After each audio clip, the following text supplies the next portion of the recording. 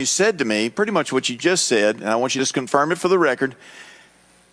Well, that wasn't us. If that was being done, it wasn't us. Yeah. And you confirmed that for the record, yes? No, it wasn't you. It wasn't what you were funding. What I'm saying is that I cannot account, nor can anyone account, for other things that might be going on in China, which is the reason why I have always said and will say now, I keep an open mind as to what the origin is.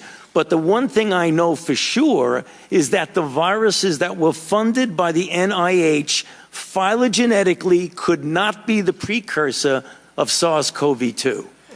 And I appreciate that, because I've never thought that NIH or NIAID went out to create this thing, but I am a believer that it came out of the lab. And I think you've just made it clear, and sometimes people miss this, Dr. Fauci. One side says one thing, one side says the other, and the actual fact may be that at some time working on that, maybe they used some of our money to get started, maybe they didn't.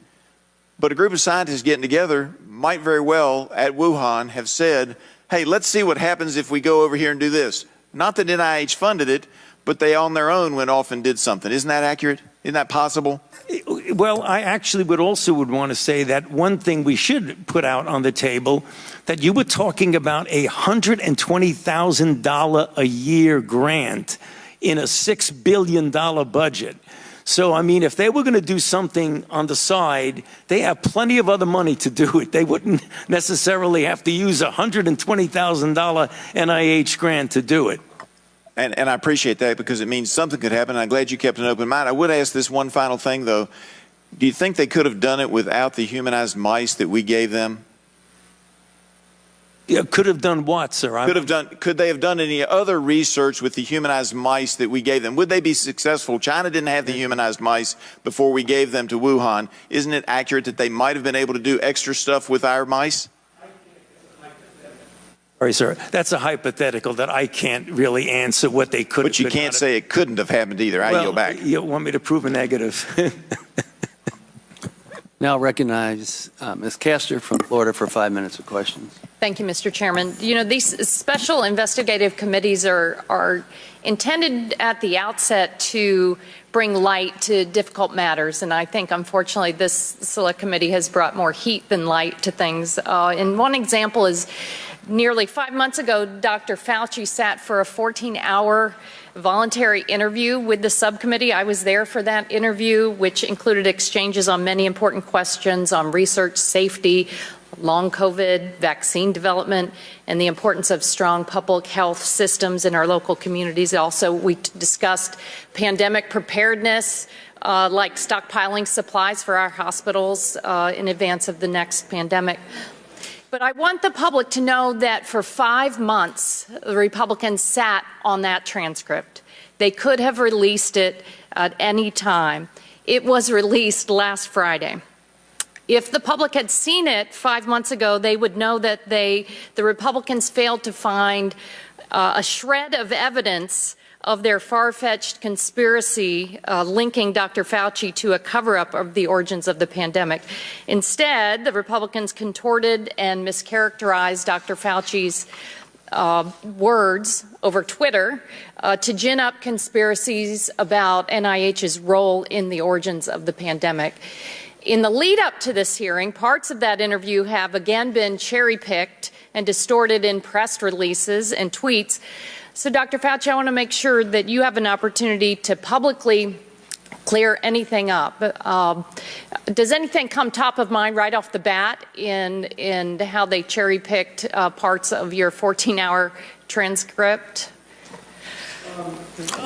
I don't want to be casting stones at the distortions of what was said in that, but, you know, there are a couple of things that come to mind. You know, one I'm sure is going to come up later is the issue of the 6-foot distance. And I made the statement that it just appeared, and that got taken at like, I don't know what's going on, it just appeared. It actually came from the CDC. The CDC was responsible for those kinds of guidelines for schools, not me. So when I said that it just appeared, it appeared. Was there any science behind it? What I meant by no science behind it is that there wasn't a controlled trial that said compare 6 foot with 3 feet with 10 feet. So there wasn't that scientific evaluation of it. What I believe the CDC used for their reason to say 6 feet is that studies years ago showed that when you're dealing with droplets, which at the time that the CDC made that recommendation, it was felt that the transmission was primarily through droplet, not aerosol, which is incorrect because we know now aerosol does play a role. That's the reason why they did it. It had little to do with me since I didn't make the recommendation, and my saying there was no science behind it means there was no clinical trial that proved that. That's just one of the things that got a little distorted in the response to that. And I've learned and watched you over the years. I have to go back to the Zika outbreak where we didn't know how exactly it was being transmitted, and at one point we weren't aware that some of it was sexually transmitted. That's an example of why, with these public health threats, that you learn unfortunately as we go along. Talk a little bit about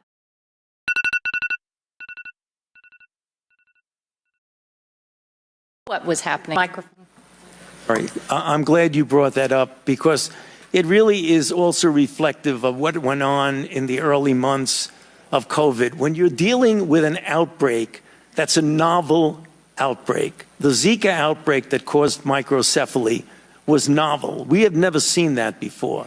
COVID was novel. We'd never seen that before. When you're dealing with a new outbreak, things change. The scientific process collects the information that will allow you at that time to make a determination, a recommendation, or a guideline. As things evolve and change and you get more information, it is important that you use the scientific process to gain that information and perhaps change the way you think of things, change your guidelines, and change your recommendation. And that really goes across the board because you're dealing with something that needs to be modified because it's a moving target. Zika was a moving target. COVID was a moving target. Well, thank you very much. And I want to thank the Democratic staff for your minority report. And if it's not already submitted for the record, I'd like to ask unanimous consent to offer into the record the Democratic staff report just completed. Republicans, Faucie flop. Select Committee's 15-month probe fails to find evidence of extreme claims linking Dr. Fauci to COVID-19's origins. And thank the staff. This is an outstanding report that folks should read. Thank you. Now recognize Ms. Maliotakis from New York for 5 minutes of questions. Thank you, Mr. Chairman. I think many of us in the committee are really disturbed by revelations to this committee that there were officials at NIH that deleted government records, they deleted personal, or they used personal information, personal emails to communicate and circumvent freedom of information laws. So I just had a couple questions about that. Dr. Fauci, did you delete any emails or records related to the Wuhan lab or the origins of the virus? No, I did not. Okay. Dr. Morins said in a May 2021 email, he indicated that he was connecting people to you in a, quote, secret back channel. Do you know what he was referring to?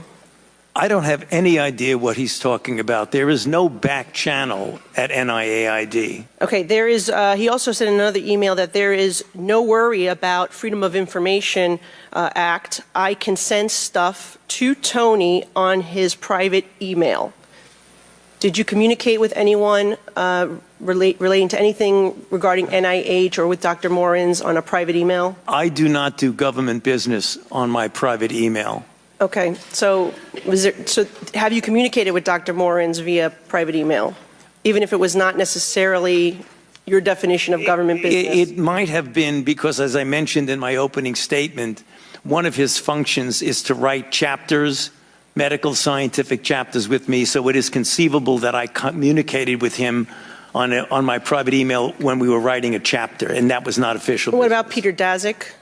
No. Okay.